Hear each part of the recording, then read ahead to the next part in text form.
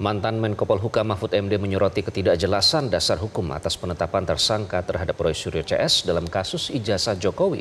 Pasalnya kewenangan untuk membuktikan keaslian suatu dokumen berada di tangan hakim, bukan penyidik kepolisian.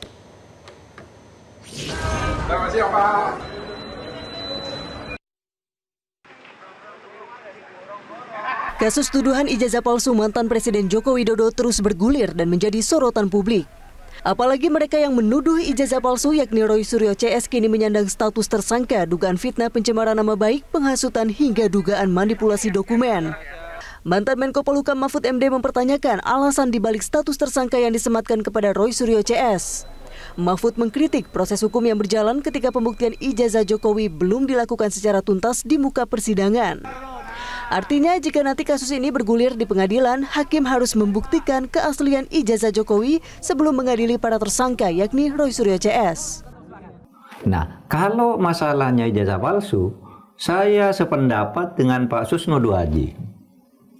Sependapat juga dengan Pak Jimli. Dan itu sudah saya katakan bulan Maret yang lalu kan, habis hari raya ketika saya pidato di kampus di Jogja itu.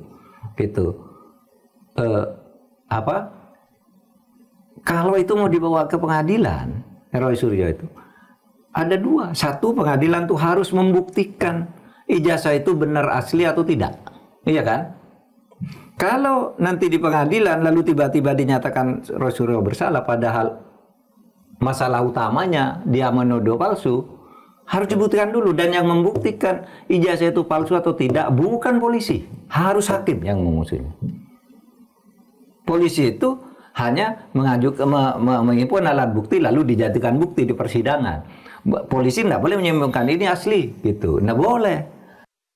Meski demikian, pakar hukum pidana Suparji Ahmad menilai dalam perkara yang menjerat Roy Suryo CS yakni perbuatan fitnah dan pencemaran nama baik, ijazah Jokowi menurut Suparji merupakan bagian dari alat bukti berupa surat atau dokumen yang nantinya akan digunakan jaksa penuntut umum untuk pembuktian di persidangan. Bukan, karena dalam konteksnya ini kan yang diadili adalah perbuatannya. Dan kemudian alat bukti kan menggunakan alat bukti surat, alat bukti saksi, surat, dan petunjuk, kemudian ahli atau ahli dulu petunjuk baru keterangan terdakwa. Jadi konteksnya bukan mengadili, dalam konteks pidana ini bukan ijazahnya, ya. Beda konteksnya petun. Petun nanti akan mengadili apakah suratnya ini bertentangan dengan asas pemerintahan yang baik atau tidak, bertentangan dengan undang-undang atau tidak. Maka kemudian kalau bertentangan, maka kemudian suratnya bisa dibatalkan. Tetapi ini kan sudah daluarsa dalam konteks gugatan petun. Maka kemudian dalam perkara pidana ini tetap yang kemudian diberikan keadilan adalah orang per orang. Dan kemudian si ijazah tadi sebagai salah satu alat buktinya gitu loh. Oke, baik Mas. Di sisi lain, kuasa hukum Jokowi Yaakob Hasibuan mengapresiasi langkah polisi yang hati-hati dalam mengusut kasus ijazah Jokowi.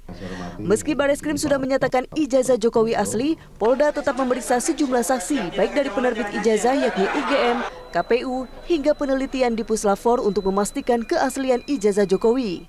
Tim Liputan Metro TV. Jelajahi cara baru mendapatkan informasi. Download Metro TV Extend sekarang.